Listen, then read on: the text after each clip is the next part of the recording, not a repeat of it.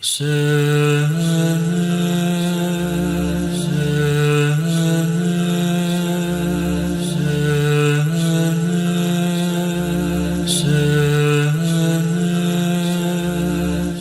حول ولا قوة إلا بالله العلی العظیم حسبنا اللہ ونعم الوکیل نعم المولا ونعم النصیر اعوذ باللہ من الشیطان اللعین الرجیم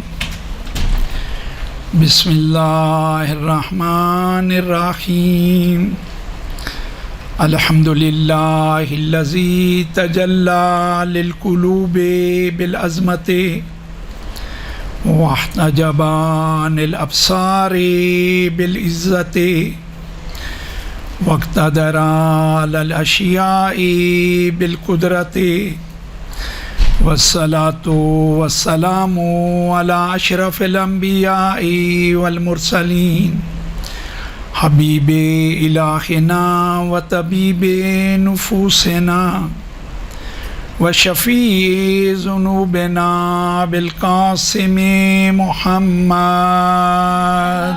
اللہم صلی علی محمد وآل محمد وأہل بیتہ الطیبین الطاہرین المعصومین المظلومین ولعنۃ اللہ علی اعدائہم من یوم عداوتہم الی قیام یوم الدین اما بعد فقد قال اللہ تبارک و تعالی فی محکم کتاب اعوذ باللہ من الشیطان اللعین الرجیم بسم اللہ الرحمن الرحیم قل هل يستوي الذين يعلمون والذين لا يعلمون بر محمد و آل محمد صلوات اللہم صلی علی محمد و آل مجھے جو کہا گیا ہے کہ آپ کی خدمت میں حصول علم کے حوالے سے چند عرائض پیش کروں. جس ترتیب سے میں آپ کی خدمت میں عرض کر رہا ہوں ممکن ہے ابتدا میں آپ کو وہ ترتیب ایسا لگے کہ یہ علم دین کے بارے میں نہیں بلکہ کسی اور موضوع کے بارے میں گفتگو ہو رہی ہے، لیکن میں کوشش کروں گا کہ اپنی بات کو جتنا ہو سکے آپ کے لیے واضح کروں. سورہ ملک میں رب العزت کا یہ فرمان کئی دفعہ آپ تلاوت بھی کر چکے ہیں، سن بھی چکے ہیں. ارشاد رب العزت ہو رہا ہے اعوذ باللہ من الشیطان اللعین الرجیم بسم اللہ الرحمن الرحیم تبارک الذی بیدہ الملک وہو علی کل شیء قدیر الذی خلق الموت والحیات لیبلوکم ایکم احسن عملا. اس کے ترجمے سے بھی آپ بخوبی واقف ہوں گی کہ ارشاد رب العزت ہو رہا ہے کہ بابرکت ہے وہ ذات جس کے قبضہ قدرت میں یہ کائنات ہیں، اور ایسا نہیں ہے کہ اس کے پاس ہو اور اس کی قدرت اس پہ نہ ہو. رب العزت کے پاس ہونا ہماری طرح نہیں ہے. آپ کے اور میرے پاس اعضاء و جوارے ہیں لیکن ہماری ان پہ قدرت نہیں ہے. اگر قدرت ہوتی مجھے یہ اینک نہ لگی ہوتی. میرے پاس ہے لیکن میں اس پہ وہ قدرت نہیں رکھتا. میں سانس لے رہا ہوں لیکن اس سانس پہ میری قدرت مجھے حاصل نہیں ہے. خالق کہہ رہا ہے کہ دیکھو میں ان تمام چیزوں پہ قدرت رکھتا ہوں. الذی خلق الموت والحیات لیبلوکم ایکم احسن عملا. تو اسے آپ بخوبی سمجھتے ہیں، کئی دفعہ آپ خود بھی بیان کر چکے ہوگے کہ خلقت کا مقصد کیا ہے. پاک پروردگار ہمیں ایک امتحان سے گزارنا چاہتا ہے اور اس کے بعد وہ خالق و مالک اپنا وہ انعام ہمیں عطا کرنا چاہتا ہے کامیابی کی صورت میں، اور وہ سزا ہماری ناکامی کی صورت میں، کیونکہ ہمیں معلوم ہے ہماری خلقت کا جو راز ہے وہ یہ ہے کہ ہمارا امتحان ہونا ہے۔ امتحان جو ہوگا بغیر عمل کے نہیں ہوگا، اور عمل جو ہے وہ بغیر علم کے کبھی بھی انسان کو سعادت مند نہیں بناتا۔ ہمیشہ وہ عمل انسان کو سعادت مند بناتا ہے جس کی بنیاد علم ہو۔ تو ابتدا میں نے آپ کی خدمت میں عرض کیا خلقت کا مقصد، اس کے بعد یہ کہ ہمیں بالآخر عمل انجام دینا ہے۔ ہماری خواہش یہ ہے کہ بہترین عمل انجام دیں، عمل صالح انجام دیں، تو اس کے لیے ہم باقاعدہ مجبور ہیں کہ علم حاصل کریں کہ عمل صالح کون سا ہے۔ یہ علم کے بغیر ناممکن ہے۔ پیغمبر اکرم حضرت محمد صلی اللہ علیہ وآلہ وسلم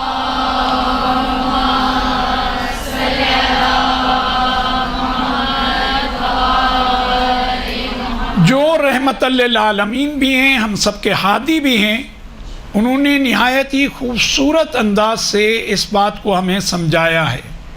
آپ فرماتے ہیں ان العامل بغیر علم کالسائر علی غیر طریق، کہا کہ بغیر علم کے عمل کرنے والے کی مثال ایسی ہے جیسے کوئی شخص کسی مقام پہ اسے جانا ہے، پہنچنا ہے، لیکن اس کے صحیح راستے پہ نہیں چل رہا۔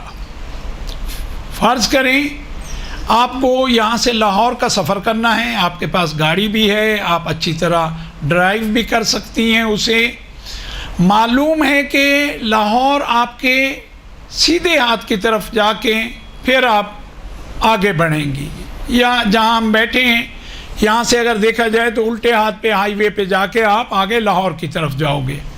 تو آپ ابتدا سے ہی اس طرف جانے کے بجائے جس طرف لاہور ہے بالکل اس کی الٹی سمت یا کسی اور سائڈ پہ نکل جائیں، ہوگا کیا؟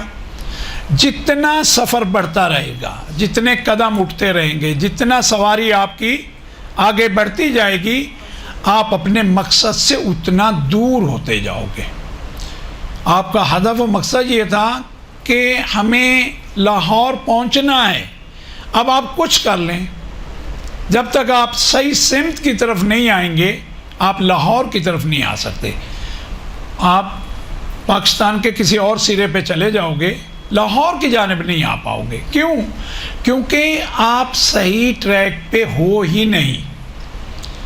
تو پیغمبر اکرم کیا فرما رہے ہیں کہ جب بغیر علم کے عمل کرو گے تمہاری مثال ایسی ہے، تو لہذا اس کا مقصد وہ عمل بھی صحیح نہیں ہوگا، ہمیں کامیابی کی طرف لے کے نہیں جائے گا۔ آگے آپ نے فرمایا فلا یزید بودہ عن الطریق الواضح، اس کے اس سفر میں اضافہ تو ہوتا رہے گا، لیکن یہ اضافہ اس کی منزل سے اسے مسلسل دور کرتا رہے گا۔ بعد میں فرمایا والعامل بالعلم کالسائر علی الطریق الواضح، وہ جو علم کے اعتبار سے عمل کرے گا وہ صحیح راستے پہ ہوگا، ہر عمل اسے کامیابی سے نزدیک کر رہا ہوگا۔ تو معلوم ہوا علم کے بغیر ہمارے پاس کوئی چارہ نہیں ہے۔ ساتھ ہی ساتھ ہم سب کے مشکل کشا مولا امیر المؤمنین علی ابن ابی طالب علیہ السلام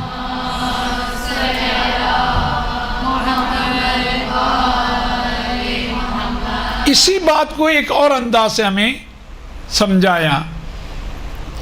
فرمایا من دخل فی ھذا الدین بالرجال، اس دین کو اپنانے میں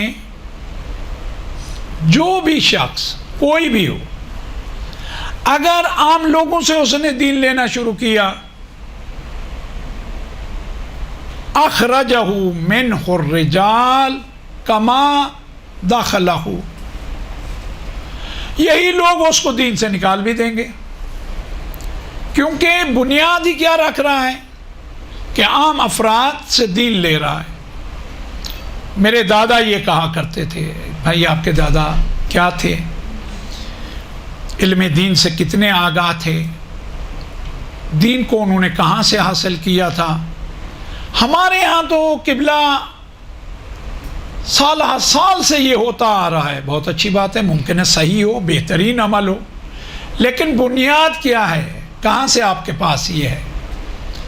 تو مولا مشکل کشا فرما رہے ہیں اگر یہ عام لوگوں سے لیا ہے، علمی اعتبار سے کوئی اس کی پیچھے مضبوط آپ کے پاس دلیل نہیں ہے، سرچشمہ علم سے آپ نے حاصل نہیں کیا، تو جس طرح آپ دین میں داخل ہو رہے ہیں، آج ایک عام فرد کی باتیں سن کے عمل کرتے جا رہے ہیں، دلی طور پہ آپ خوش بھی ہیں ماشاءاللہ۔ اب میں پہلے میرے پاس اعمال کے اعتبار سے یہ چند چیزیں نہیں تھیں، اب الحمدللہ میں نماز بھی پڑھتا ہوں، فلاں کام بھی کرتا ہوں، 4 نیکیاں بھی کرتا ہوں، بہت اچھی بات۔ لیکن اگر علمی بنیاد نہیں ہے نا تو مطمئن رہیں، مولا کہہ رہے ہیں، ان کی بات اٹل ہوتی ہے، وہ سب چیزوں سے آگاہ ہیں۔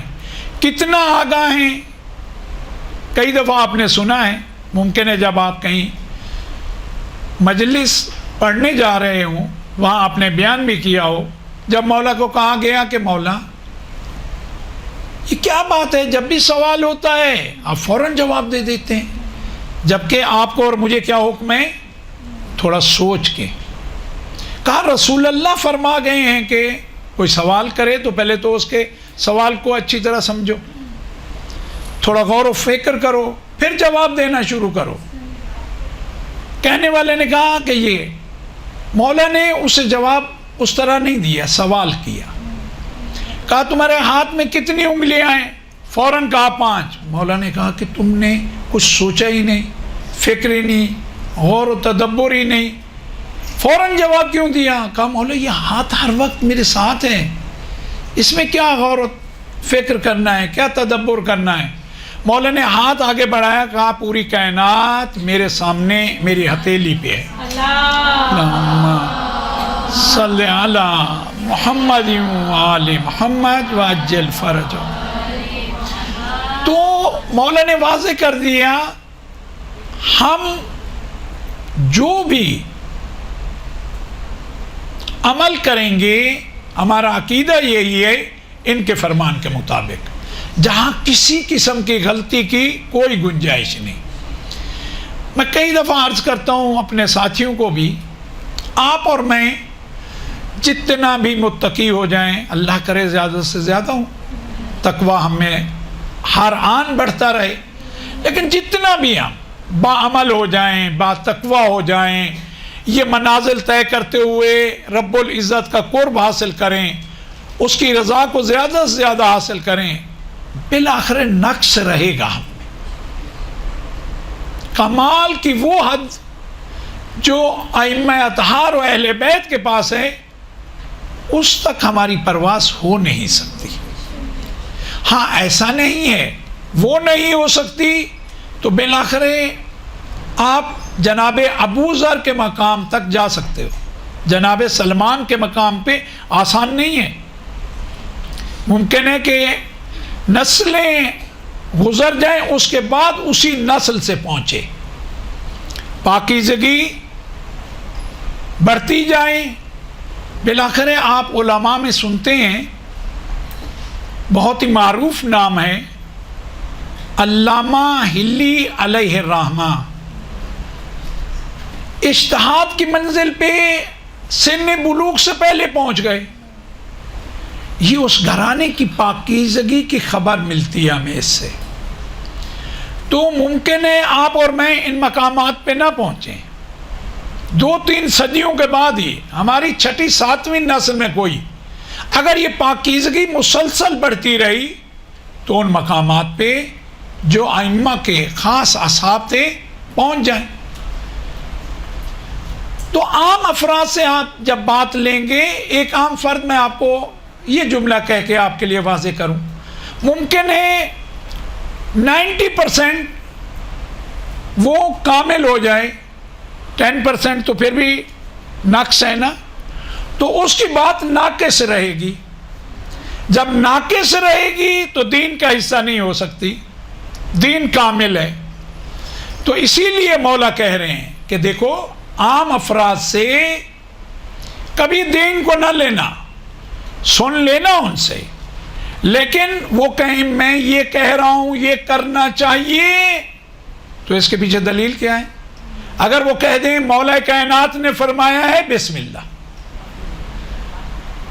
معصومین میں سے فلاں معصوم نے فرمایا ہے، بسم اللہ، قرآن مجید میں ارشاد ہوا ہے، بسم اللہ، لیکن وہ کہیں کہ میرا خیال یہ ہے، میں یہ سمجھتا ہوں، وہ سمجھتے رہیں، وہ ان کے لیے ممکن ہے حجت ہو، آپ کے لیے اور میرے لیے حجت نہیں ہو سکتی. میں نے کہا اتنا پاکیزگی کا لیول ہو کہ وہ 90% کامل ہوں لیکن 10% ناقص ہے نا، تو کیا معلوم جو ہمیں دیا ہے اس میں نقص ہے، یہ وہ کمال ہے. تو مولا اسی لیے آپ کی اور میری رہنمائی کر رہے ہیں. مشکل کشائی اصل میں ہے ہی یہی کہ دیکھو تمہارے لیے راہ کو میں روشن کر رہا ہوں، یہ غلطی نہ کرنا، اپنے جیسے عام فرد سے دین کو نہ لینا. اگر لوگے تو اس نے تمہیں دین سکھانا شروع کیا، معلوم ہوا اسی جیسا ایک اور ہے، تمہیں سمجھ بھی نہیں آئے گی، دین سے باہر ہو جاؤ گے. اس مقام کا بھی یہ تقاضا نہیں ہے، بہت سی چیزیں ہیں جو میں عرض نہیں کر سکتا، لیکن اتنا بتا سکتا ہوں، جب رب العزت نے، پہلے تو یہ عرض کر دوں، کتنے صاحب امامہ ہوں گے جو دین سے دور کر رہے ہوں گے. اچھا آپ میں سے کوئی یہ نہیں کہے کہ یہ قبلہ کیا کہہ رہے ہیں، صاحب امامہ اور دین سے دور کریں، بہت رہا ہے. جب رب العزت قرآن کے حوالے سے یہ کہہ رہا ہو یُذِلُّ بِهِ كَثِيرًا وَيَهْدِي بِهِ كَثِيرًا، تو پھر باقیوں کے لیے کیا ہوگا؟ یعنی اگر اہل ذکر نہ ہوں، وہ جن کے قلوب پہ ان کو اتارا گیا ہے وہ نہ ہوں، جو اس کے صحیح وارث ہیں وہ نہ ہوں، تو یہی قرآن اگر ان کے علاوہ کوئی بیان کرنے والا ہو، وہ اسی قرآن کے ذریعے، بیان کرنے والا کوئی اور ہوگا لیکن اسی قرآن کے ذریعے گمراہ کر سکتا ہے. قرآن کہہ رہا ہے. آگے مولا فرماتے ہیں وَمَنْ دَخَلَ فِيهِ بِالْكِتَابِ وَالسُّنَّةِ زَالَتِ الْجِبَالِ قَبْلَ أَنْ يَزُولَ. کہا اگر تم نے دین قرآن سے اور محمد و آل محمد سے لیا، اللہم صلی علی محمد و آل محمد، اگر ان سے لیا تو کہا ممکن ہے پہاڑ تو اپنی جگہ چھوڑ دیں، کوئی اتنا مضبوط مشینری ہو جو ان کی جگہ سے انہیں ہٹا دے، لیکن جس نے دین کو قرآن و اہل بیت سے لیا ہوگا اس کے قدم نہیں ڈگمگائیں گے. پھر موت اس کو سعادت نظر آئے گی، ان کے ساتھ گھبراہٹ نہیں ہوگی، پریشانی نہیں ہوگی. آپ غور کریں اطمینان کی کیفیت ان کے ہاں جن کے ہم ماننے والے ہیں کس حد پہ تصور کوئی نہیں کر سکتا، کسی کی یہاں تک پہنچ نہیں ہو سکتی. ابھی جو حالات ہیں نا ہمارے ملک کے، کراچی میں تو آئے دن سنتے ہیں، کوئی اگر آپ سواری پہ جا رہے ہو نا، کوئی سامنے سے آ جائیں اور روک دیں، کہیں کہ رکو، جو ہے دو، جو ہے وہ تو انسان دے رہا ہوتا ہے، ہاتھ پاؤں بھی پھول جاتے ہیں، گھبراہٹ ہوتی ہے. کئی دنوں تک اسی کیفیت میں رہتے ہیں. کتنے ساتھی ہیں ملے، کہتے ہیں قبلہ آپ کو کیا بتائیں، جہاں لٹے تھے وہاں سے گاڑی اگر گزرتی بھی ہے نا، آج بھی وہ خوف پھر طاری ہو جاتا ہے. لیکن اطمینان کن کے پاس ہے؟ اہل بیت کے پاس. مولا کائنات شب ہجرت رسول اللہ نے کیا کہا؟ میرے مقام پہ لیٹ جاؤ. سونے کا نہیں کہا، لیٹنے کا کہا. یہ جو لیٹنا تھا مولا کا، یہ اطاعت رسول اللہ تھی. لیکن وہ جو سو جانا تھا، مولا کا کہنا کہ میں ایسی نیند کبھی نہیں سویا. کیوں؟ آج یہ بستر مصلی عبادت سے بڑھ کے تھا. کہا کہ میں سکون سے سویا. یہ سونا ان کے اطمینان کی کیفیت کو بیان کرتا ہے. نہیں تو تلواریں، معلوم ہے کہ ابھی یہ سب کے سب حملہ آور ہونے والے بھی ہیں، اور انہوں نے فیصلہ بھی یہ کیا ہے کہ سب نے حملہ کرنا ہے. جس کے بعد جو اسلحہ ہے، تلوار ہے، نیزہ ہے، تیر لے کے آئے ہوئے کہ وہ. لیکن اطمینان، یہ اطمینان کب حاصل ہوتا ہے؟ مولا کہتے ہیں جب تم دین کو قرآن سے لوگے، ہم اہل بیت سے لوگے. پھر پہاڑ تو اپنی جگہ سے ہل سکتا ہے، تم اسی جگہ ثابت قدم رہو گے.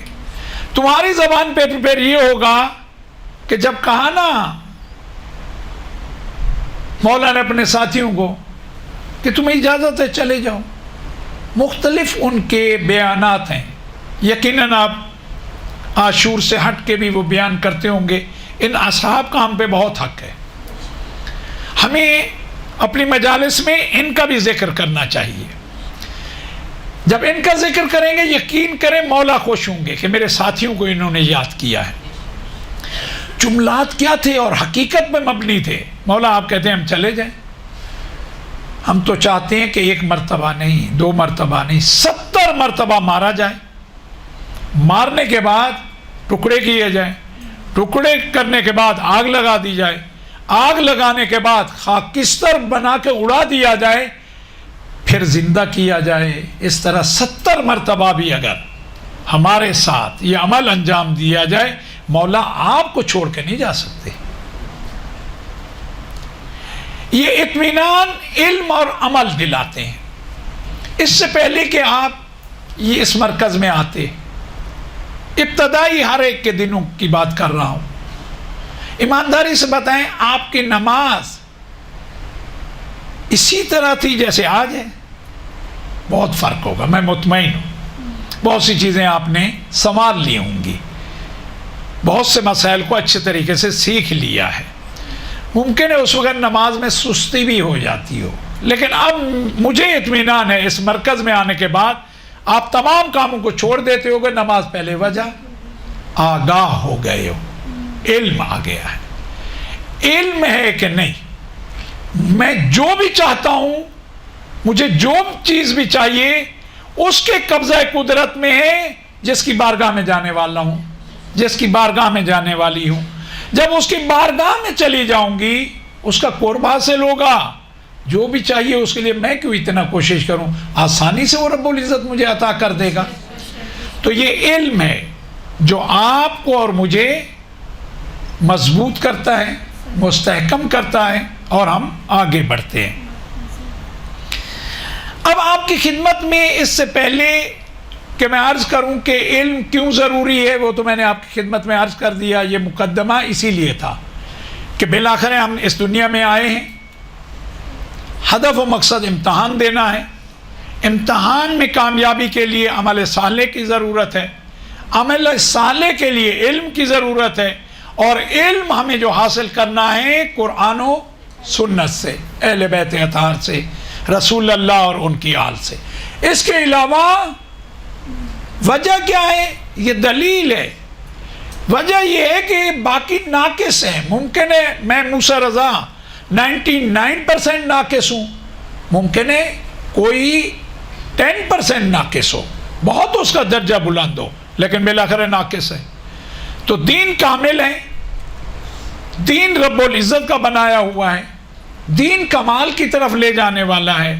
کبھی بھی صاحب نقص کمال کی طرف نہیں لے جا سکتا. تو ہمارے پاس جو دلیل ہے یہ عقلی دلیل ہے. باقی قرآن کے حوالے سے کہ رب العزت کہتا ہے کن سے لو، وہ ساری چیزیں اپنی جگہ. خود ہی علم ہے کیا جسے ہمیں حاصل کرنا ہے؟ پھر میں عرض کروں، اپنی بات تو ہم کر نہیں سکتے، کریں گے تو ناقص ہوگی۔ پیغمبر اکرم حضرت محمد صلی اللہ علیہ وآلہ وسلم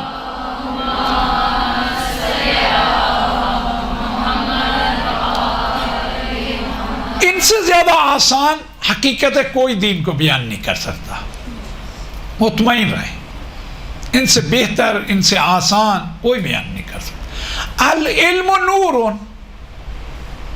علم کیا ہے؟ نور ہے۔ مزید وضاحت کے لیے بھی آگے فرمایا والجہل ظلمت، جہالت کیا ہے؟ اندھیرا ہے، ظلمت ہے۔ یہ دوسری بات جو کی ہے اس نے زیادہ واضح کر دیا، علم نور ہے اور جہالت کیا ہے؟ ظلمت ہے، اندھیرا ہے۔ اب میں مثال دے کے آپ کو سمجھانا چاہوں گا۔ آپ جس گھر میں بھی رہتے ہو، جہاں رہتے ہو، اس گھر میں ممکن ہے آپ 5 سال سے رہ رہے ہو، 10 سال سے رہ رہے ہو، 15 سال سے رہ رہے ہو، ٹھیک ہے؟ آپ نے اس گھر میں چیزیں اپنے اعتبار سے رکھی ہوئی ہیں، آپ کو معلوم ہے کون سی چیز کو کہاں رکھنا ہے، اس کے لیے مناسب مقام کون سا ہے، آپ نے رکھی ہوئی ہیں۔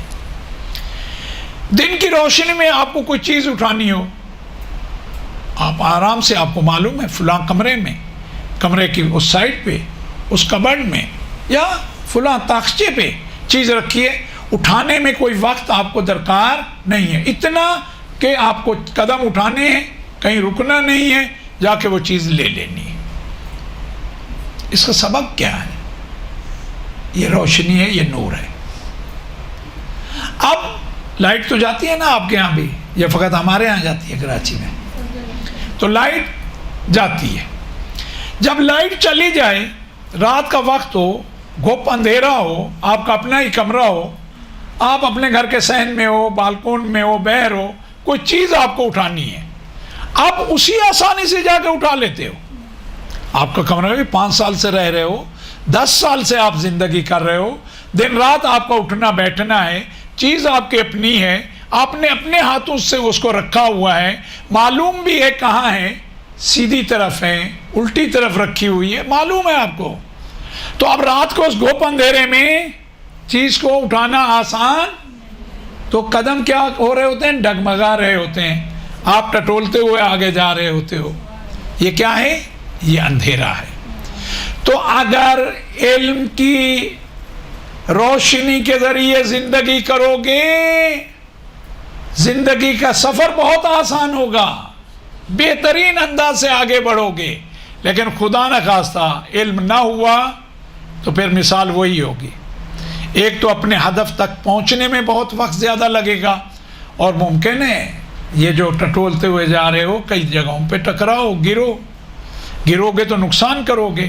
کسی وقت معلوم ہوا علم نہیں تھا، محنت بھی کی، کام بھی کیا، اجرت بھی ملی، سہم مین میں سے خمس بھی دونوں کے دونوں ادا کیے، سہم امام بھی، سہم سادات بھی، معلوم ہوا جہاں دیا وہاں دینا بنتا نہیں تھا۔ یہ کیا ہے؟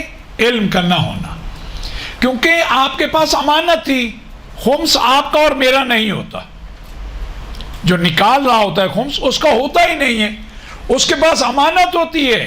اب کب امین کہلائے گا؟ جب یہ اپنے مرج وقت کو جا کے دے گا یا اس کے وکیل تک پہنچائے گا جس کا اسے یقین ہونا چاہیے یہ وکیل ہے۔ اب اس بندے خدا نے، جو میں آپ کو سمجھانا چاہ رہا تھا، محنت بھی کی، کوشش بھی کی، دن رات ایک بھی کیا، مال دنیا کمایا، آسانی سے نہیں کمایا، پھر اپنی زندگی میں اسے خرچ بھی کیا، سال پورا گزرنے کے بعد نہایت دیندار ہے، حق کو کھانا نہیں چاہتا، جو ذمہ داری سنی ہے اس کو ادا کرنا چاہتا ہے۔ تو خمس جو بنتا تھا وہ لیا، چاہے لاکھوں میں بنتا تھا، لیا، لیکن دے کے ایسی جگہ آ گیا ہے یہ بندہ خدا جہاں دینا بنتا نہیں تھا۔ اس کے سابقہ کاموں میں کہیں آپ کو کمی نظر آتی ہے؟ صحیح محنت مزدوری کی، میں آپ کو کہہ رہا ہوں، مثال جو دے رہا ہوں، اس نے حلال کمایا، حلال راہ پہ استعمال کیا، جو بچ گیا اس کو بھی چاہتا ہے میری ذمہ داری ہے اس میں سے خمس دوں، وہ بھی کر رہا ہے، لیکن فقط ایک جگہ کمی رہ گئی. اب میری وہ مثال آپ کو سمجھ آ جائے گی. 90% تو صحیح ہے نا، اس آخری 10% میں کوتاہی ہوئی، وہ بھی اس نے جان بوجھ کے نہیں کی، لا علمی کی وجہ سے ہوئی، اس کی جہالت کی وجہ سے ہوئی، صحیح چیز معلوم نہ ہونے کی وجہ سے ہوئی. تو کیا ہو گیا؟ خمس ادا نہیں ہوا. تو علم کیا ہے؟ نور ہے، اور جب روشنی ہوتی ہے انسان سکون سے آگے بڑھتا ہے، کسی مشکل میں نہیں آتا، رستہ بھی نہیں بھولاتا، اپنے صحیح رستے پہ چلتا رہتا ہے. دوسرے مقام پہ ہماری رہنمائی کے لیے کہا العلم حیات، علم زندگی ہے، والجہل موت، جہالت کیا ہے؟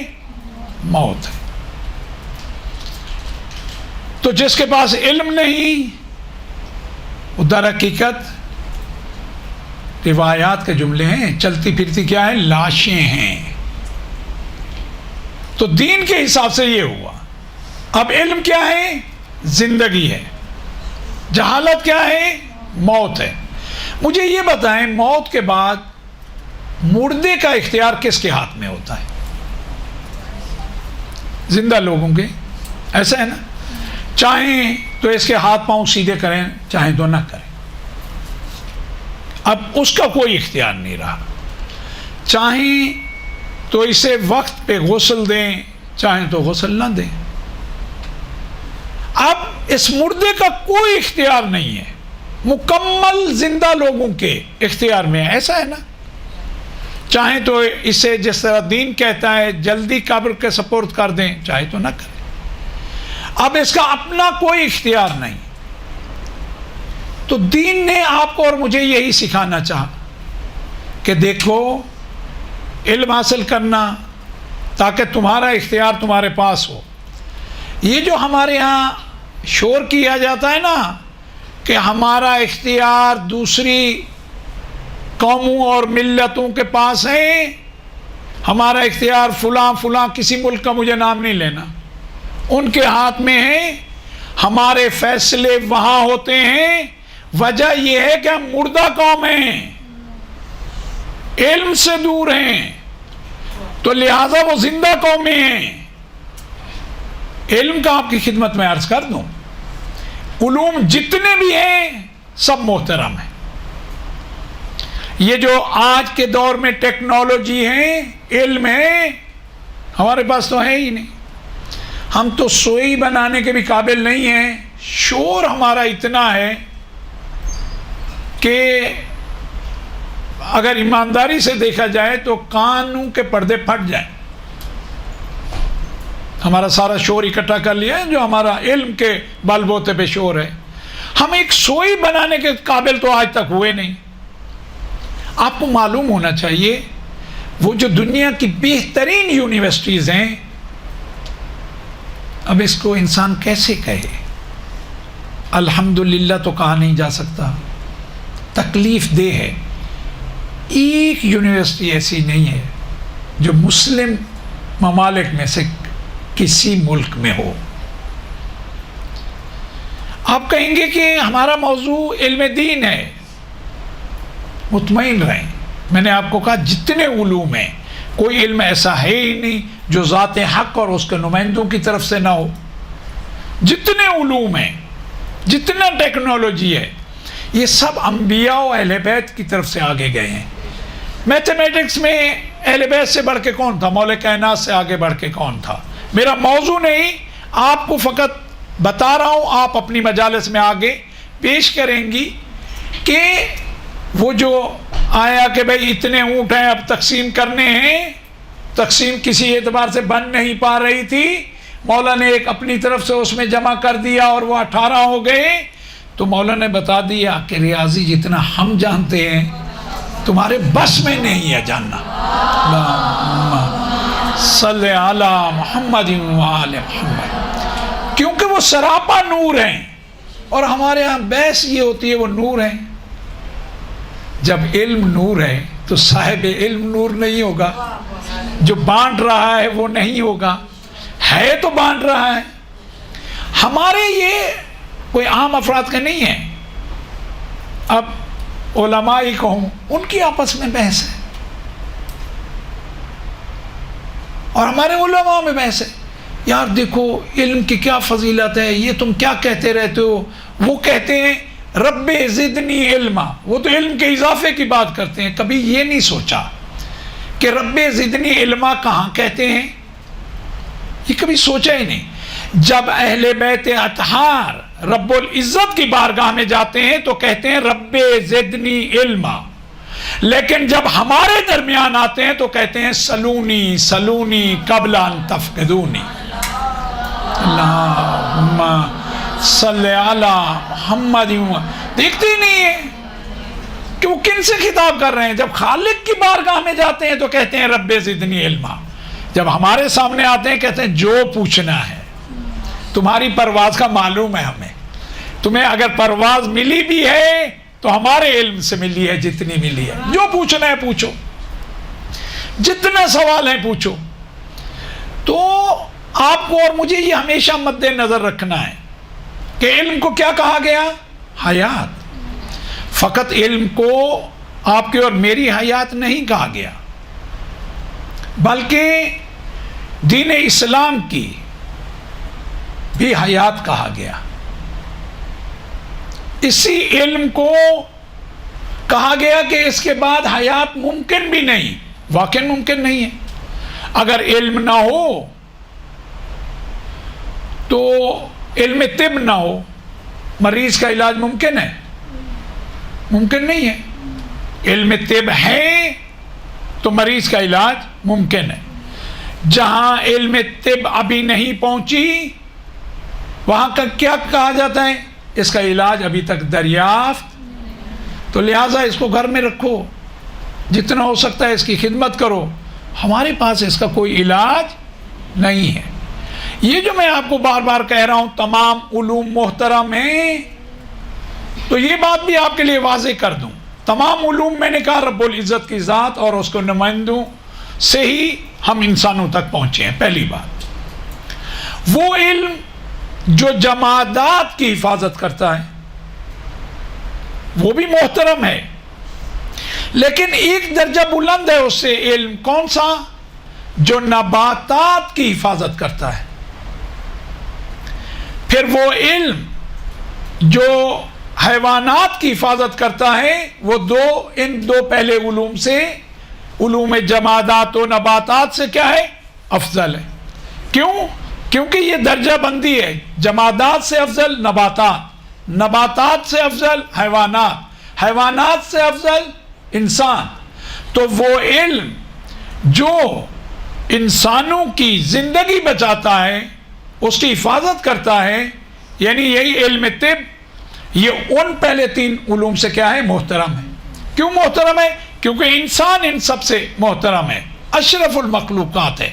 اب جو انسان کی جان بچاتا ہے وہ علم محترم ہے، تو اس علم کی کیا شان ہوگی جو انسان کا ایمان بچاتا ہے، جو ایمان کی حفاظت کرتا ہے۔ آپ الحمدللہ اس علم کے حصول کے لیے نکلے ہو، اور حاصل کرنے کے بعد اس علم کے ذریعے اس پوری دنیا کو آپ منور کرنا چاہتے ہو۔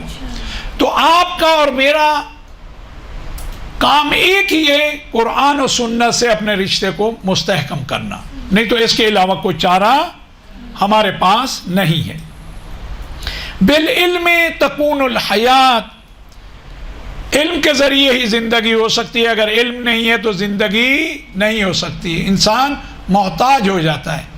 چھوٹے علاقے میں ہے، اچھے ہاسپیٹل نہیں ہیں، کہاں یہاں وہ وسائل نہیں ہیں، علمی اعتبار سے جو ترقی ہوئی ہے اس کے نتائج اس علاقے میں نہیں ہیں۔ وہاں جاؤ جہاں ٹیکنالوجی ہے۔ ہمارے ملک میں جب علاج ممکن نہیں ہوتا کہتے ہیں ابھی ہم ٹیکنالوجی میں بھی پیچھے تو ہیں ہی، ہمارے پاس وہ چیزیں بھی نہیں پہنچی، وہ وسائل بھی ہمارے پاس نہیں ہیں، فلاں ملک میں ہیں، سفر کرو وہاں علاج کے لیے جاؤ۔ نہیں تو اس کے علاوہ کیا ہیں؟ محتاج ہیں. کہا لا حیات الا بالدین. پہلے کیا کہا؟ علم زندگی ہے، حیات ہے. کہا یہ زندگی اس وقت تک زندگی نہیں ہے جب تک دین نہ ہو. دین کا ہونا ضروری ہے. آپ نے اس آیت کو کئی دفعہ پڑھا ہوگا، تلاوت کی ہوگی. نحنو اقرب الیہ من حبل الورید، کہ ہم، اللہ رب العزت کا فرمان ہے اپنے بندے اس مخلوق کی. یہ حبل الورید کیا ہوتی ہے؟ یہ دو رگیں جو دماغ تک خون پہنچاتی ہیں. کام اس سے بھی زیادہ نزدیک ہے. دو رگیں جو دماغ تک خون پہنچاتی ہیں. آپ کو معلوم ہے اگر ایک لمحے کے لیے یہ خون رک جائے تو زندگی باقی نہیں رہتی، تمام. جسے آپ اور میں کہتے ہیں اللہ کو پیارے ہو جاتے ہیں. اللہ کرے ہو جائیں پیارے. پیارے ہوں، البتہ جب پیارے ہوں تو واقعی جلدی پیارے ہو جائیں. مشکل ہی نہیں ہے. آپ سب کا، ہم سب کا، اللہ رب العزت تمام مومنین کا خاتمہ بالخیر کرے. یقین جانے اہم ترین دعا یہی ہے. 18 سال حوضے میں رہے، جس مرجے کے پاس بھی جانا ہوا، جس بڑے استاد کے پاس جانا ہوا، ایک ہی جملہ ہوتا ہے دعا کا، خاتمہ بالخیر. کہاں انسان چلتے ہوئے، کہاں خدا نہ خواستہ تاریخ اٹھا کے آپ دیکھو گے، بہت سے افراد بظاہر تقوی کی بہت اعلیٰ منازل پہ نظر آتے تھے، لیکن خاتمہ صحیح نہیں ہوا. شیطان مردود کا خاتمہ کوئی صحیح ہوا؟ نہیں تو عبادات، یہ وہ مقام، یہ کہ زمین سے اٹھا کے چوتھے آسمان تک ایک دن میں نہیں گیا، بالآخر یہ عبادات کو انجام دی، لیکن خاتمہ بالخیر نہیں ہوا. خاتمہ بالخیر ہونا ضروری ہے. کیا کہا کہ یہ دو رگیں، اللہ رب العزت کہتے ہیں میں ان سے بھی زیادہ قریب ہوں. اس کے معنی کیا ہے؟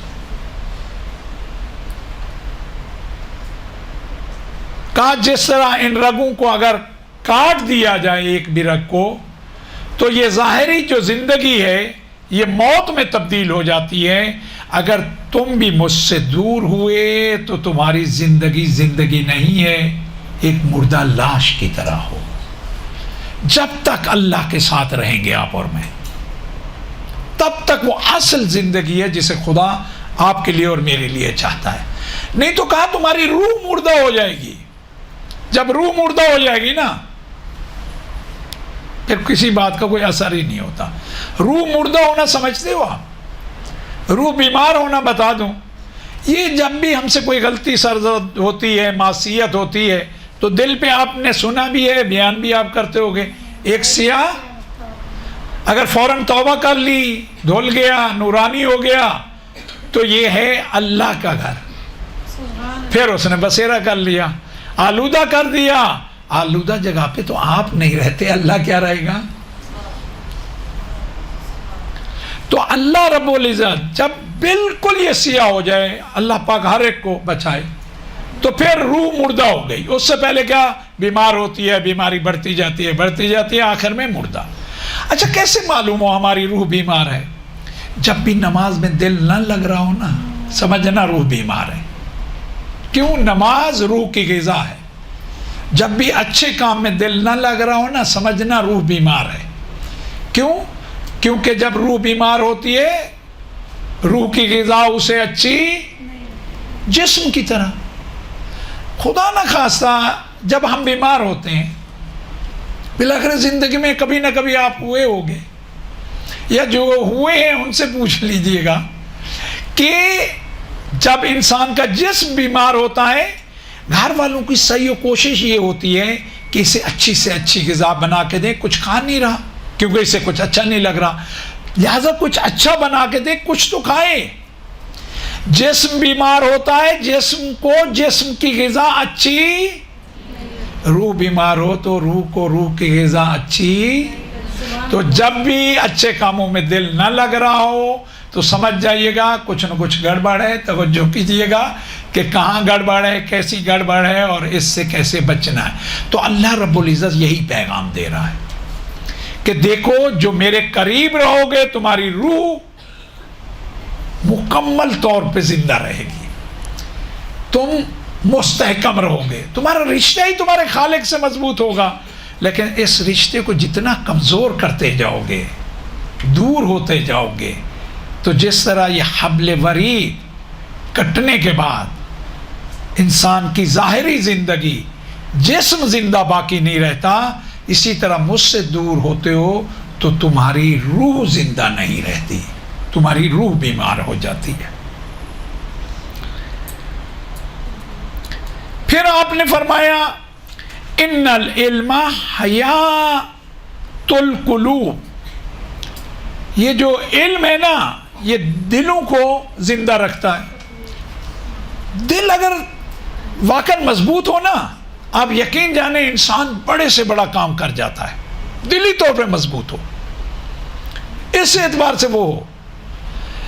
اگلا جملہ وَنُورُ الْأَبْصَارِ مِنَ الْأَعْمَى، عجیب جملہ ہے.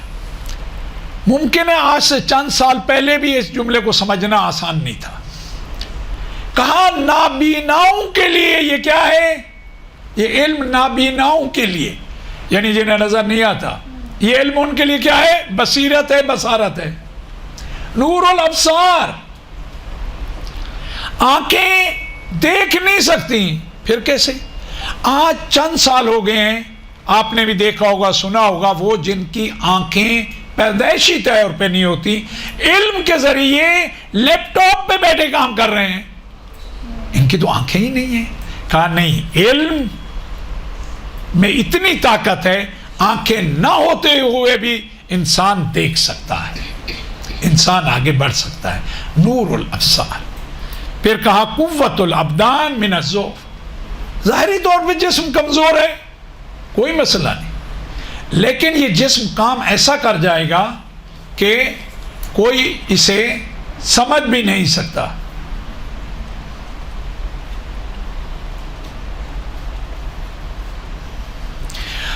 تو کہا کہ جسم ممکن ہے کمزور ہو، لیکن علم ایسی طاقت ہے وہ سب پہ غالب آ سکتا ہے. نہایت ہی آسان مثال، مجھے ایمانداری سے بتائیں، مضبوط ترین پہلوان دنیا کے ایک نہیں 8-10 کھڑے ہو جائیں، اور ایک فرد ہو جو نہایت کمزور ہو، لیکن اس کے ہاتھ میں اس موجودہ ٹیکنالوجی کے اعتبار سے بہترین اسلحہ ہو. یہ پہلوان ایسے ہوں کہ اسے پھونک مارے یہ اڑ جائے، لیکن ان کے پاس اسلحہ نہیں ہو، اس کے ہاتھ میں اسلحہ ہو جو علم اور ٹیکنالوجی کی وجہ سے ہے. ان میں طاقتور کون ہے؟ جس کے پاس اسلحہ ہے. یہ سب کو ڈھیر کر سکتا ہے، ان کو ڈھیر کر سکتا ہے جن کی پھونک سے وہ شاید اڑ جائے، لیکن علم اور ٹیکنالوجی نے اب اس کو اتنی طاقت دے دی، اتنی قوت دے دی کہ اس کا مقابلہ وہ ظاہری طور پہ جو بہت مضبوط ہیں نہیں کر سکتے. ایک آدمی بہت طاقتور ہو، بہت مضبوط ہو، چلنے میں وہ 80 کلومیٹر ایک ساتھ کر لیتا ہو، نجف سے شروع کرے اور کربلا پہنچ جائے، بیچ میں کوئی اسے کہے کہ بھائی مجھے تو ریسٹ کرنا ہی نہیں، مجھے تھکاوٹ ہوتی ہی نہیں، اتنا اللہ نے مجھے طاقت دی ہے. لیکن ایمانداری سے بتائیں، اس کے مقابلے میں وہ جس کو ٹیکنالوجی کے ذریعے ایک جگہ سے دوسری جگہ بھیجنا ہو، ان میں جلدی کون پہنچنے والا ہے؟ ٹیکنالوجی والا، جس کے پاس علم ہے، جس کے پاس، چاہے یہ ظاہری طور پہ کمزور ہے لیکن یہ چاہے گا تو ایک ملک سے دوسرے ملک کے سفر کو بہت ہی کم وقت میں کر لے گا. وہ شاید اس کی زندگی چلی جائے. آپ کو معلوم ہونا چاہیے سابقہ سالوں میں بہت پہلے لوگ جو حج پہ جاتے تھے کہتے تھے اب پتہ نہیں واپس آ پائیں یا نہیں، کیونکہ دشوار راستے تھے. لیکن آج علم اور ٹیکنالوجی سے آپ اگر چاہیں تو دن میں 2 دفعہ مکہ ہو کے آ جائیں، مختصر عبادت کریں، پھر آئیں، پھر چلے جائیں، ہو کے آ جائیں. اتنا علم اور ٹیکنالوجی کا وہ ہے. تو کاش، میں ہمیشہ کہتا ہوں، ہم اہل بیت کے ماننے والے علم اور ٹیکنالوجی میں پوری اس کائنات میں ہمیں آگے ہونا چاہیے تھا. انہوں نے ہمیں اتنا پہلے ہماری رہنمائی کر دی، کہا کہ دیکھو اگر کوئی اندھا بھی ہے نا لیکن علم حاصل کر لیا تو اندھا نہیں رہے گا، اور کسی کی آنکھیں بھی ہیں نا، اگر علم حاصل نہیں کیا تو وہ اس طرح دیکھ نہیں پائے گا جس طرح یہ دیکھیں گے. کہا تم فضیلت حاصل کرنا چاہتے ہو، ہر ایک کی خواہش ہوتی ہے ہم میں سے کہ اللہ پاک ہمیں بافضیلت بنائے ہر اعتبار سے. کس کی خواہش نہیں ہوگی؟ کہا بافضیلت بننا چاہتے ہو، یاد رکھنا راس الفضائل العلم. ان فضائل کا جو سر چشمہ ہے نا، جہاں سے یہ فضیلتیں شروع ہوتی ہیں، ابتدا ہے جو، وہ علم ہے. کوئی اور آپ کو در ایسا نہیں ملے گا کہ آپ کو میں بافضیلت بھی ہو جاؤں، میرا مقام بھی ہو جائے، میرا دوسروں پہ ایک شرف بھی ہو جائے، اور علم کے بغیر کہاں نہیں. سر چشمہ ہی یہی ہے. فقط سر چشمہ نہیں، وغایت الفضائل العلم. فقط سر چشمہ نہیں، انتہا بھی علم ہے. ایسا نہیں ہے کہ ایک مقام ایسا آئے گا آپ اور میں ایسے مقام پہ پہنچ جائیں کہ اس کے بعد علم کی ضرورت نہیں ہو. کہا نہیں. اطلب العلم من المہد الی اللحد. الی اللحد کہا ہے؟ قبر سے پہلے تک نہیں، قبر تک. آپ کا اتنا جانا نہیں ہوتا ہوگا، لیکن آپ نے اپنے ان مسائل کو سیکھنے میں سیکھا بھی ہوگا، سنا بھی ہوگا. مردے کو جب لٹا دیتے ہیں نا تو شانوں کو یوں پکڑ کے اسما افہم. اچھا سن رہا ہے تو آپ کہہ رہے ہو سن، نہیں تو بے معنی ہو جائے گا. فقط سن نہیں رہا، افہم، سمجھ بھی رہا ہے. وہاں تک کہا ہے کہ کیا کرو؟ علم حاصل کرو. تو ایسا نہیں ہے کہ ایک وقت آئے انسان ایسے مقام پہ یقین کریں. حق تو یہ ہے جتنا حاصل ہوتا جاتا ہے اتنا کمیاں واضح ہوتی جاتی ہیں. ہمارے ایک دوست تھے، وہ کہتے تھے کہ جب حوضے میں ابتدا میں گئے نا، پہلے تیسرے چوتھے دن تو پتہ چلا کہ یار ہم علامہ دہر ہوتے جا رہے ہیں، کسی کو کچھ معلوم ہی نہیں ہے. جو معلوم ہے ہمیں ہے، یہ ذہن میں نہیں ہے کہ ہمیں معلوم نہیں تھا، اب معلوم ہو رہا ہے تو ہم سمجھ رہے ہیں کسی کو معلوم نہیں ہے. کہا گزرتے گزرتے جب معلوم ہوا درس خارج میں بیٹھنا شروع ہوئے نا تو معلوم ہوا کچھ نہیں آتا، کچھ نہیں آتا. تو علم کہا کہ غایت الفضائل، ان کی نہایت بھی فضائل کی کیا ہے؟ علم ہے، اس کے علاوہ کچھ نہیں. اور آپ کہیں کہ قبلہ علم حاصل کریں، ہم جا کے لوگوں کے لیے بھی بیان کریں. علم سے تھوڑی پیٹ بھرتا ہے،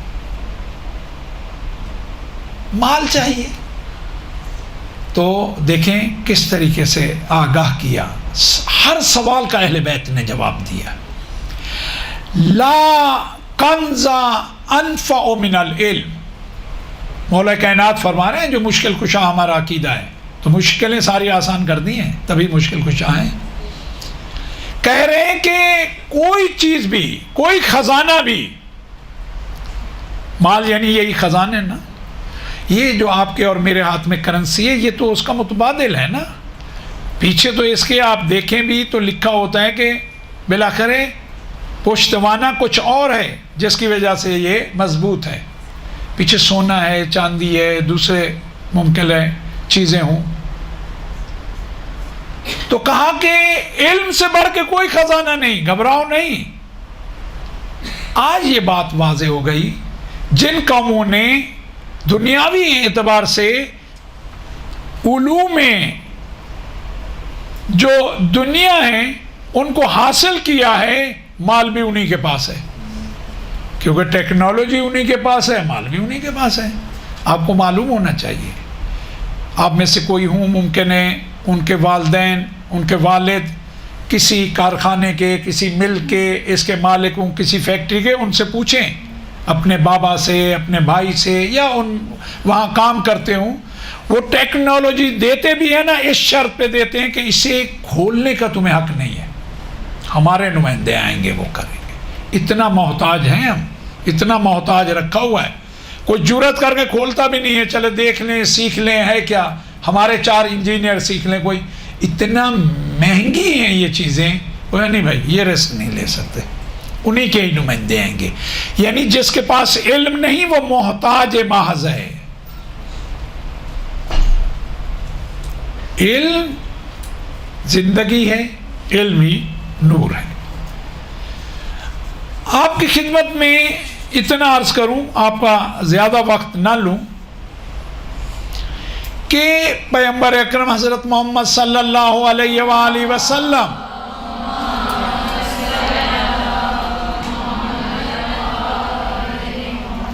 مکمل انہوں نے رہنمائی کی ہے تمام مشکلات کے ہوتے ہوئے. کہا اپنی سعادت کے تحفظ میں کوشاں رہنا، اپنی سعادت کے تحفظ میں کوشاں رہنا. یعنی جو بھی سعادتیں آپ کو ملی ہیں، جتنی بھی سعادتیں آپ کے پاس ہیں، کوئی فرد ایسا نہیں ہے جس کے پاس کوئی سعادت بھی نہ ہو. ابھی آپ کی خدمت میں عرض کروں گا. لیکن ان سعادتوں کے تحفظ میں کوشاں رہنا، سب سے بڑی سعادت جو سب کے پاس ہے، انسان ہونا. اشرف المخلوقات، اللہ کی مخلوقات میں آپ سے زیادہ کوئی سعادت مند نہیں ہے، اس اعتبار سے کہ باقی سب آپ سے کم تر ہیں. خالق نے واضح پیغام دیا ہے حدیث قدسی میں، یہ سب میں نے تمہارے لیے بنایا ہے، گھبراؤ نہیں، تمہارے لیے سب تمہیں مل جائے گا، صحیح راہ فقط انتخاب کرو. یہ سب میں نے تمہارے لیے بنایا ہے، اس کا کرم اس سے زیادہ کیا ہو. کہا تمہیں میں نے اپنے لیے بنایا ہے. تو 2 سعادتیں ہو گئی. پہلی یہ اشرف المخلوقات، دوسری یہ کہ خالق نے آپ کو اور مجھے اپنے لیے چن لیا ہے. ان 2 سعادتوں کا بالآخر تحفظ کرنا کیا ہے؟ آپ کی اور میری ذمہ داری ہے. ایسا نہ ہو میں ظاہر میں انسان ہوں اور باطن میں، کہا بل ازل، قرآن نے کہا ہے، پہلے کہا حیوانات، پھر کہا یہ حیوانوں سے بھی بدتر ہے. کیوں؟ ان کے پاس تو عقل و شعور ہے نہیں. ان کے پاس عقل و شعور کی نعمت ہوتے ہوئے یہ ان سے بدتر ہو گئے یا ان جیسے ہو گئے. تو ہمیں اپنی انسانیت، انسان ہونے کا تحفظ کرنا ہے، اپنے خالق کے ساتھ رشتے کا تحفظ کرنا ہے، کہیں خالق ہم سے ناراض نہ ہو جائے، وہ ہمیں اپنی دربار سے دور نہ کر دے. یہ جو آپ کا اور میرا شرف ہے نا، اشرف المخلوقات کا ہونا، اچھا کس ایک چیز کی بنیاد پہ ہے؟ دیکھیں، اگر ظاہری طور پہ آنکھیں، ناک، کان، ہونٹ، ہاتھ، پاؤں اس کے اعتبار سے ہو، دوسری جو اس کی مخلوقات ہے کہیں زیادہ طاقتور ہے. آپ میں سے کوئی اگر ہاتھی بپھر جائے مقابلہ کرنے والا ہے؟ نہیں. یہی جو دوسرے جانور ہیں، گھوڑا میں نے خود دیکھا ہے، میرے اپنی آنکھوں سے دیکھا کہ ایک بندے کو سر سے دبوچا، اٹھایا، پٹکا. میرا بچپن تھا، مجھے آج تک وہ منظر نہیں بھولتا. میرا بچپن تھا، میرے سامنے اس نے جھٹکا، انسان وہ زمین پہ آیا اور انا للہ و انا الیہ راجعون. یعنی انسان کی طاقت نہیں ہے، اس کی طاقت میں وہ زیادہ ہے، بھاگنے میں بھی زیادہ تیز ہے. پھر ہم کیوں ہیں اشرف المخلوقات؟ عقل، شعور، یہ جو نعمت اللہ نے دی ہے. اب آپ کے لیے واضح ہو جائے گا کہ علم کیوں پڑھنا ضروری ہے. مولا کائنات امیر المومنین علی ابن ابی طالب علیہ السلام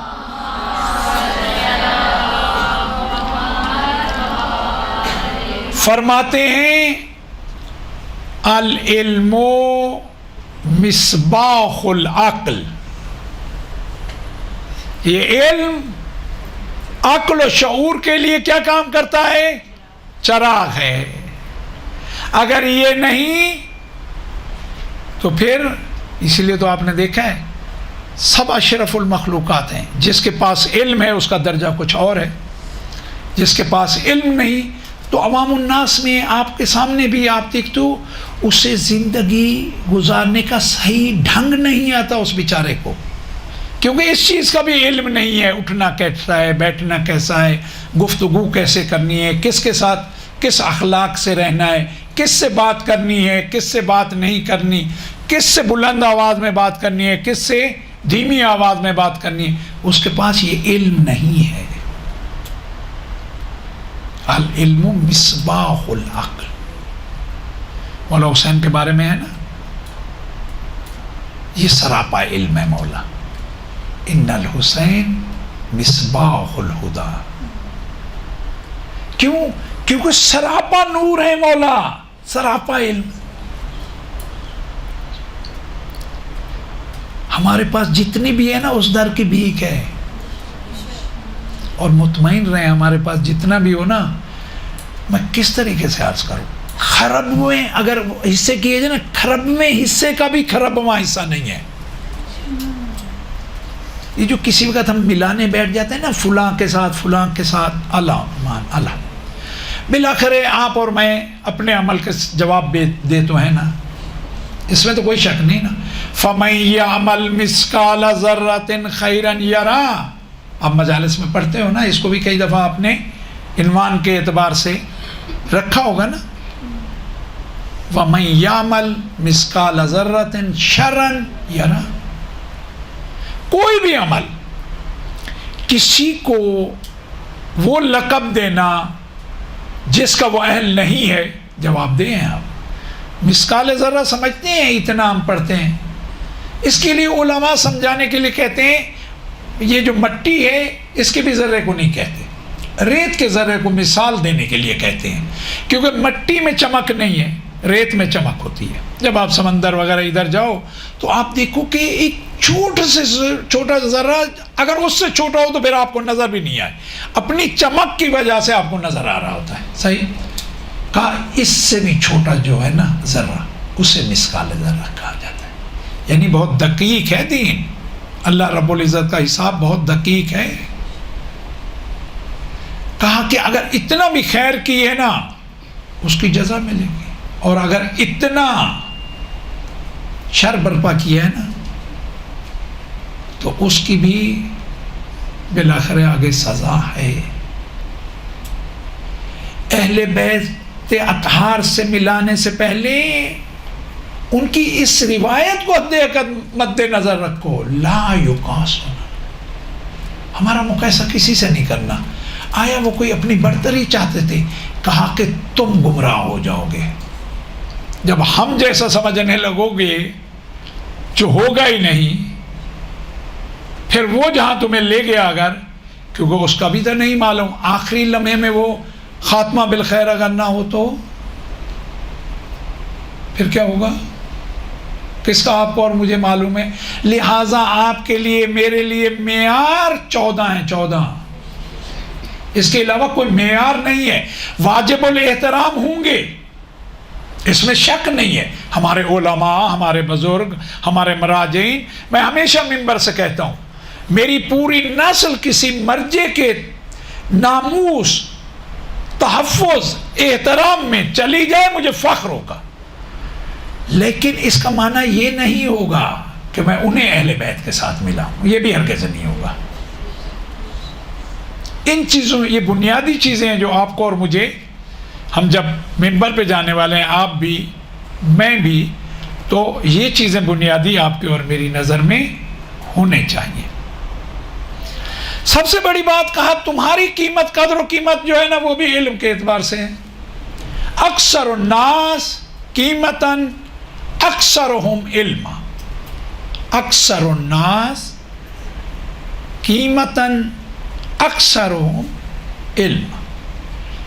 جتنا علم زیادہ اتنا قدر و قیمت زیادہ. کس کی نظر میں؟ رب العزت کی نظر میں. کس کی نظر میں؟ رسول اللہ اور اس کی آل کی نظر میں. قدر و قیمت ایسے نہیں ہے. کہا یہ سلمان کا درجہ یہ 10واں، ابو ذر کا 9واں، جبکہ ظاہری طور پہ الحمدللہ دونوں کے اعمال، نماز شب دونوں یہ وہ. کہا دیکھو اسی فرق کو سمجھو. کہا جب اس در پہ آئے ہیں نا، اس در کو جلانے کے لیے یہ دونوں ہستیاں موجود تھی. ایک کا ہاتھ قبضہ تلوار پہ تھا، ایک کا ہاتھ قبضہ تلوار پہ تھا، دوسرے کی نظریں مولا کائنات پہ تھی، جس کا 10 جس کے پاس فضیلتیں ہیں جو اس معیار پہ ہیں سلمان. کہا ان کی نظریں کیا تھی؟ کس میں تھی؟ مولا کائنات پہ. یہیں سے آپ کو پیغام لے لینا چاہیے. ظاہری طور پہ یہ لگتا ہے کہ جس نے دستہ تلوار پہ ہاتھ رکھا ہے اس کا نمبر زیادہ ہونا چاہیے. بالکل تیار کھڑا ہے، مولا اشارہ کرے اور میں اتنا بھی لمحہ غفلت نہیں کروں. ظاہری طور پہ یہی ہے نا. کہا نہیں، اتنا بھی اپنی طرف سے کرنے کی تمہیں اجازت نہیں ہے. اس میں بھی وہ میں ہے کہ میں جلدی کروں، میں پہلے کر دوں. سلمان کی نظریں کس پہ ہیں؟ مولا کائنات پہ. کہ یہ کیا حکم دیتے ہیں؟ یہ حکم دیں تو تلوار استعمال ہوگی، یہ حکم نہیں دیں تو مجھ سے بہتر یہ جانتے ہیں. یہ خدا کے نمائندے ہیں، ان کا رابطہ رب العزت سے ہر آن ہے. ظاہری طور پہ یہ لگتا ہے نہیں بھائی، جو جوش والا ہے جناب ابو ذر نسبتاً جوش والے تھے، تو وہ آگے اس نے قدم بڑھایا ہوا ہے، اس نے جلدی کی ہے، کٹ مرنے کو تیار ہے اس وقت. نہیں کہا نہیں. آپ اور میں فقط محتاج ہیں، وہ کیا کہتے ہیں ان کا کیا حکم ہے، اور آپ اور میں فقط اطاعت کرنے والے ہیں، فیصلہ کرنے والے نہیں ہیں. اگر یہ میں اپنی مرضی سے جناب ابو ذر نے ہاتھ رکھا ہے تو اتنا لمحے کے لیے اطاعت نہیں ہے. جبکہ بظاہر یہ لگتا ہے نہیں بھائی یہ مرد میدان پہلے اترنا چاہ رہا ہے. نہیں، دین تشیع کا آپ کو ایک اصول بتاتا جاؤں. ہوش ہوش مکمل ہوش، مکمل ہوش کے بعد جوش ہے. جوش پہلے ہے ہی نہیں دین اسلام میں، مذہب تشیع میں. مکمل مکمل مکمل آرام، سکون، اطمینان کے ساتھ سوچ و فکر ہے. مجھے اپنی طرف سے فیصلہ کرنا ہی نہیں ہے. مجھے دیکھنا ہے کہ قرآن و اہل بیت اس معاملے میں کیا کہتے ہیں. مکمل ہوش، مکمل ہوش، مکمل ہوش، اس کے بعد مکمل جوش. پھر جب مولا اترتے ہیں نا اور مولا کے ماننے والے اترتے ہیں، پھر سر کٹ کے گر رہے ہوتے ہیں. ہر طرف سے صدائیں کیا ہوتی ہے؟ الامان الامان. پھر دشمن بھی یہ کہتا ہے کہ ہر جگہ حسین نظر آتے تھے. کب؟ جب پورا گھرانہ کٹ چکا ہے، جب جوان جا چکے ہیں. اب معلوم ہوا، کہا کہ ہر فرد کہتا ہے مجھے لگتا تھا میرے پیچھے حسین کی تلوار ہے. یہ مکمل ہوش کے بعد مکمل جوش ہے. جناب عباس اتر رہے ہیں صفین کی جنگ میں، سب حیران ہو گئے. یہ کیا ہے؟ یہ مکمل ہوش کے بعد مکمل جوش ہے. پہلے مرتبے پہ کیا ہے؟ مکمل ہوش کہ مجھے کرنا کیا ہے، جو قرآن و اہل بیت کہتے ہیں. اس کو سمجھنے کے بعد نہیں، وہ سمجھنے تک معلوم ہو کہ ابھی تک کام بھی سب بگڑ چکے ہیں اور کتنے لوگوں کی زندگیوں کی بھی ذمہ داریاں خود پہ لے چکے ہیں. اور آپ کے لیے، میرے لیے اللہ پاک ہم سب کو علوم اہل بیت سے ہمیشہ فیضیاب فرمائے. پیغمبر اکرم فرماتے ہیں من طلب العلم فہو فی سبیل اللہ. جتنی دیر آپ اور میں دین کا علم حاصل کرتے ہیں اتنی دیر اللہ کی راہ میں ہے. آپ کا اور میرا جہاد یہی ہے. یہ جو آپ یہاں آتے ہیں یہ آپ کا معمولی عمل نہیں ہے. یہ ہے کہ جب خدا کی راہ میں سے کیا مراد ہے؟ آپ گھر میں جب ارادہ کرتے ہو نا یہاں آنے کا، ارادہ جب کرتے ہو تب سے اس راہ پہ آپ نے قدم رکھ دیا. اب آپ اپنی چادر سنبھالنے کے لیے 4 قدم بڑھتے ہو، اپنا مکنا اٹھاتے ہو، اپنے ساکس پہنتے ہو، سلیوز کا خیال رکھتے ہو. یہ جتنے قدم اٹھا رہے ہو نا مکمل اطاعت رب العزت ہے اور مکمل آپ کی عبادت ہے. اور کس میں؟ خدا کی راہ میں. یہاں پہنچتے ہیں خدا کی راہ میں، یہاں رہتے ہیں خدا کی راہ میں، یہاں سے پلٹ کے جب تک گھر میں نہیں جاتے آپ خدا کی راہ میں. اس سعادت کی جو پہلے میں نے ابھی کہا ہمیشہ اس کے تحفظ کی کوشش کرنا، کیونکہ یہ سعادت مل گئی خدا کی راہ میں آ گئے، اب خدا کی راہ سے دور نہیں ہونا. آپ جتنی بھی چیزیں دیکھ لیں جو انعامات آپ کے لیے ہمارے لیے اللہ رب العزت نے رکھے ہیں شاید کسی کے لیے ہوں. پیغمبر اکرم فرما رہے ہیں من طلب العلم فہو کالصائم نہارہ، جو علم حاصل کرنے کی سعی و کوشش کرتا ہے وہ خدا کے نزدیک ایسے ہے جیسے دن بھر جو روزہ رکھنے والے کی حالت ہوتی ہے.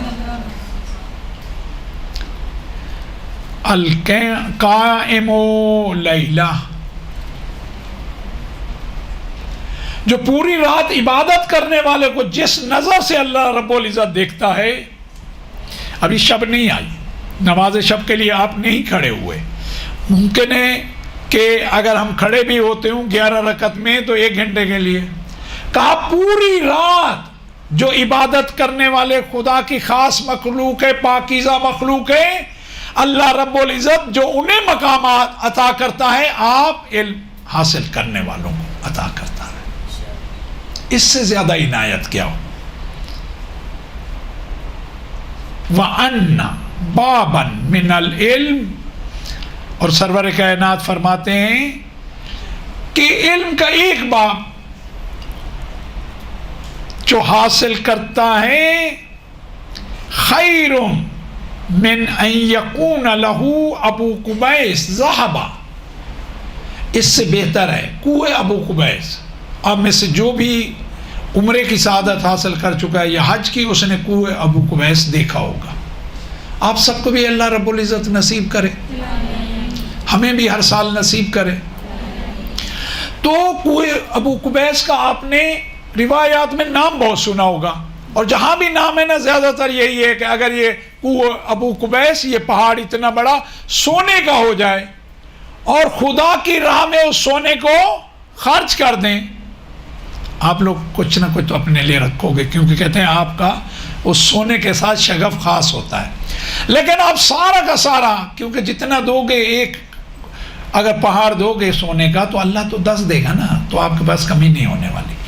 تو کہا کہ اگر یہ پورا پہاڑ سونے کا ہو اور خدا کی راہ میں، یعنی دکھاوے کے لیے نہیں، خود جملہ یہ خدا کی راہ میں صحیح معنی میں، یعنی جس کا عمل اتنا خالص ہو خدا کے لیے کیا ہو، وہ دے دے فَأَنفَقَهُ فِي سَبِيلِ اللَّهِ، دے بھی اللہ کی راہ میں، ادھر ادھر اپنی مرضی سے نہیں دے، خالصتاً خدا کی راہ میں خرچ کر دے. کہا اس سے بہتر علم کا ایک باب سیکھنا ہے. یہ جو آپ ہے نا کہ بھئی حصول علم کی اہمیت کیا ہے، اس سے زیادہ کیا ہوگی. یعنی جب آپ یہاں آتے ہو مجھے نہیں معلوم، رب العزت کا حساب کتاب اسی کے ہاتھ میں ہے. تو آپ اگر یہاں ایک چیز، ایک باب سیکھ کے جاتے ہو، ممکن ہے چند کلاسوں میں آپ کو یہاں کے اساتذہ سکھاتے ہو، وہ جو ایک سیکھ کے جاتے ہو آپ کے نامہ اعمال میں اگر کوہ ابو قبیس ہوتا، اس کا سونا خدا کی راہ میں خالصتاً خرچ کرتے، اتنا نہیں اس سے کہیں زیادہ لکھا ہوگا. یہ تو آپ کو اور ہمیں وہیں جا کے معلوم ہوگا.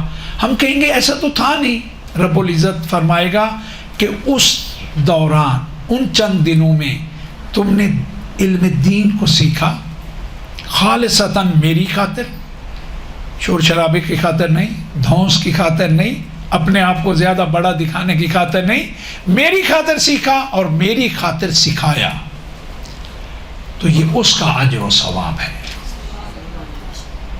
تو اس سے بہتر اور کیا اہمیت ہو. ہم سب کے سب جنت کی اس میں ہیں تلاش میں. ایسا ہی ہے نا. وقت تمام ہو گیا, میں فقط 1 منٹ لوں. جتنی ماہ رمضان کی دعائیں ان کو دیکھ لیں, دوسری دعائیں ان کو دیکھ لیں. حج پہ آپ جائیں, آپ خانہ کعبہ کے بہر, مسجد الحرام کے بہر کھڑے ہو کے ان دعاؤں کو دیکھ لیں. ان تمام دعاؤں کو آپ کو آخر میں جو جملہ ملے گا یہی ملے گا کہ بار الہ آتش جہنم سے نجات دے دے. دیکھ لیجئے گا, پہلے تو آپ کو سب یاد ہے, آتکنی من النار, یہی ہے نا. آتش جہنم سے کیا چاہتے ہیں؟ نجات. آپ اس راہ پہ ہو, فقط اس سے نجات نہیں ہے, جنت آپ کی منتظر ہے. پیغمبر اکرم فرماتے ہیں من کان فی طلب العلم کانت الجنہ فی طلبہ. جنت اللہ رب العزت سے اہل علم کو مانگتی رہتی ہے, بار الہ مجھ پہ کرم کر, مجھے ایسے افراد جلد عطا فرما جو میرے لیے بھی نور کا سبب بنے.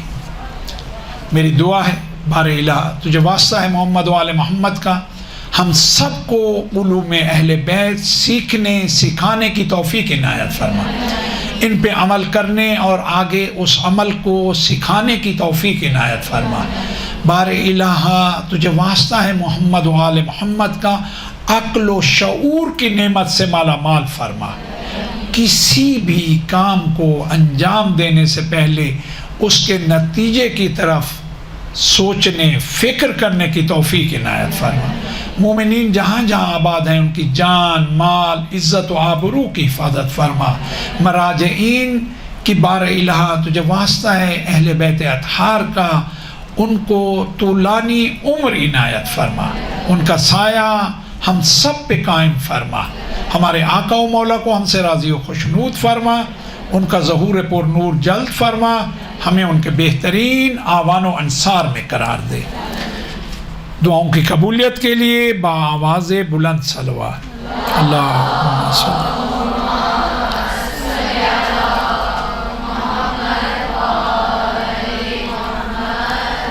میری ایک بیٹی نے سوال کیا ہے کہ جن کو اچھے کام کرنے کا دل کرے مگر موقع نہ ملے یا توفیق نہ ہو تو کیا کریں؟ پیغمبر اکرم نے فرمایا ہے اِنَّ هَذِهِ الْقُلُوبِ يَصْدَعُ كَمَا تَصْدَعُ الْحَدِيدُ. کہا ان دلوں پہ زنگ لگ جاتا ہے جیسے لوہے کو زنگ لگتا ہے. تو اصحاب بیٹھے تھے, سوال ضروری ہے, سوال کیا کریں, اچھی بات ہوتی ہے. اصحاب نے سوال کیا ما جلاؤہا یا رسول اللہ, زنگ لگتا ہے لوہے کو, بہت سی چیزیں ہیں جس سے اس کا زنگ ہٹا دیا جاتا ہے. یہ آپ نے فرمایا دلوں کو زنگ لگتا ہے, تو اس زنگ کو کیسے دور کریں؟ کہا بتلاوت القرآن, قرآن کی تلاوت کے ذریعے. قرآن کی تلاوت وہ چیز ہے توفیق بھی مل جاتی ہے, اور اگر خدا نخواستہ جو سوال کا دوسرا حصہ تھا کہ توفیق وغیرہ, وہ بھی مل جاتی ہے. آپ کوئی بھی کام کر رہے ہوں تو آپ قرآن کی تلاوت کر سکتے ہیں ساتھ ساتھ. کام میں مطمئن ہوں آپ بلکھرے ہاتھوں سے اس سے کرتے ہوں گے, تو آپ قرآن کی تلاوت کرو گے. جتنا تلاوت بڑھتی جائے گی اتنا دل نورانی ہوتے جائیں گے, جتنے دل نورانی ہوتے جائیں گے توفیقات بھی حاصل ہوتی جائیں گی انشاءاللہ تعالی, اور رکاوٹیں بھی دور ہوتی جائیں گی. بر محمد و آل محمد صلوات.